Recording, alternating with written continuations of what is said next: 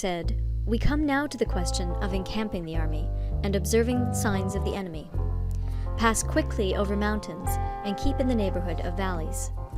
Camp in high places facing the sun. Do not climb heights in order to fight. So much for mountain warfare. After crossing a river, you should get far away from it. When an invading force crosses a river in its onward march, do not advance to meet it in midstream. It will be best to let half the army get across and then deliver your attack. If you are anxious to fight, you should not go to meet the invader near a river which he has to cross. Moor your craft higher up than the enemy and facing the sun. Do not move upstream to meet the enemy. So much for river warfare. In crossing salt marshes, your sole concern should be to get over them quickly without any delay.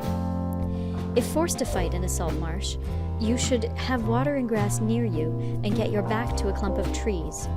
So much for operations in salt marshes. In dry, level country, take up an easily accessible position with rising ground to your right and on your rear, so that the danger may be in front and safety lie behind. So much for campaigning in flat country. These are the 4 useful branches of military knowledge which enabled the Yellow Emperor to vanquish 4 several sovereigns. All armies prefer high ground to low, and sunny places to dark. If you are careful of your men and camp on hard ground, the army will be free from disease of every kind, and this will spell victory. When you come to a hill or a bank, occupy the sunny side with the slope on your right rear. Thus you will at once act for the benefit of your soldiers and utilize the natural advantages of the ground. When, in consequence of heavy rains up country, a river which you wish to ford is swollen and flecked with foam, you must wait until it subsides.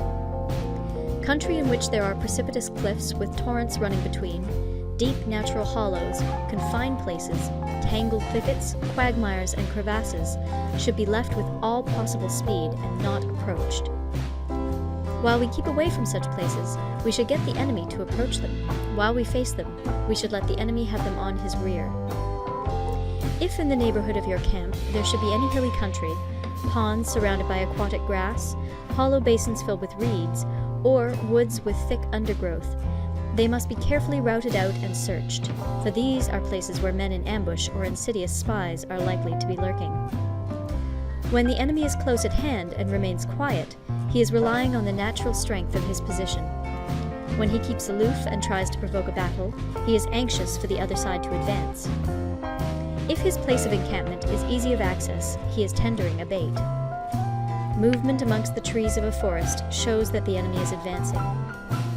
The appearance of a number of screens in the midst of thick grass means that the enemy wants to make us suspicious.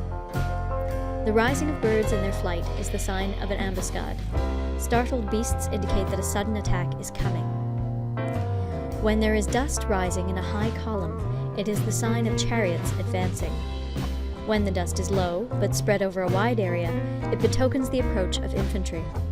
When it branches out in different directions, it shows that parties have been sent to collect firewood.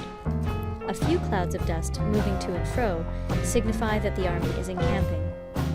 Humble words and increased preparations are signs that the enemy is about to advance. Violent language and driving forward as if to the attack are signs that he will retreat. When the light chariots come out first and take up a position on the wings, it is a sign that the enemy is forming for battle. Peace proposals unaccompanied by a sworn covenant indicate a plot. When there is much running about and the soldiers fall into rank, it means that the critical moment has come. When some are seen advancing and some retreating, it is a lure.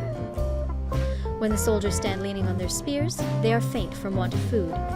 If those who are sent to draw water begin by drinking themselves, the army is suffering from thirst. If the enemy sees an advantage to be gained and makes no effort to secure it, the soldiers are exhausted. If birds gather on any spot, it is unoccupied. Clamor by night betokens nervousness. If there is a disturbance in the camp, the general's authority is weak. If the banners and flags are shifted about, sedition is afoot.